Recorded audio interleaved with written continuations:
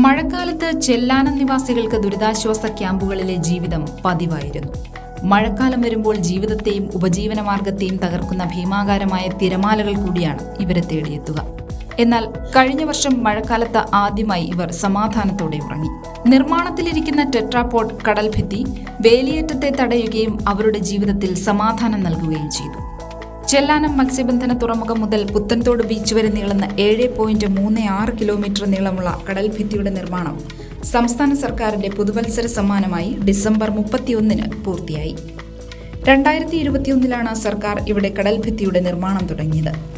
കിഫ്ബിയുടെ 344.2 കോടി രൂപ ധനസഹായത്തോടെ ഊരാളുങ്കൽ ലേബർ കോൺട്രാക്ട് കോപ്പറേറ്റീവ് സൊസൈറ്റിയാണ് പദ്ധതി നടപ്പിലാക്കിയത്. കടൽ തീരത്ത് 2 ടൺ വീതം ഭാരമുള്ള ടെട്രാപോഡുകൾ സ്ഥാപിച്ചാണ് കടൽഭിത്തി നിർമ്മിച്ചത്. കരഭാഗം നിലത്തുനിന്ന് 3 മീറ്റർ ഉയരത്തിൽ പാറകൾ അടുക്കി ബലപ്പെടുത്തിയിട്ടുണ്ട്. കടൽഭിത്തിയുടെ മുകളിൽ 2.5 മീറ്റർ വീതിയുള്ള കോൺക്രീറ്റ് നടപ്പാതയും നിർമ്മിച്ചു. ഇത് സന്ദർശകർക്ക് സൂര്യപ്രകാശവും കടൽക്കാറ്റും ആസ്വദിക്കാൻ ഇടം നൽകും. പ്രഭാത നടത്തത്തിനും ഇത് അനുയോജ്യമായ സ്ഥലമാണ്. കടൽഭിത്തിയുടെ നീളത്തിൽ 16 സ്ഥലങ്ങളിൽ പടികൾ നൽകിയിട്ടുണ്ട്. കടൽഭിത്തിയിൽ കൈവരികൾ കൊണ്ട് നിരത്തിയിരിക്കുന്നു.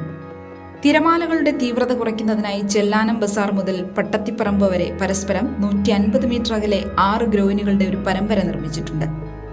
ചെല്ലാനം തീരദേശ പഞ്ചായത്തിനെ ദത്തെടുക്കാൻ കേരള ഫിഷറീസ് ആൻഡ് സമുദ്ര പഠന സർവകലാശാലയോട് ഫിഷറീസ് മന്ത്രി സജി ചെറിയാൻ നേരത്തെ തന്നെ ആവശ്യപ്പെട്ടിരുന്നതാണ്. ഇവിടുത്തെ കടൽക്ഷോഭം പരിഹരിക്കുന്നതിനായി സംസ്ഥാന സർക്കാർ ഒരു പ്രധാന പദ്ധതി നടപ്പിലാക്കുമെന്ന അദ്ദേഹത്തിന്റെ പ്രഖ്യാപനം കൂടിയാണ് ടെട്രാപോഡ് പദ്ധതി നിർമ്മാണത്തിലൂടെ നടപ്പിലാക്കിയിരിക്കുന്നത്.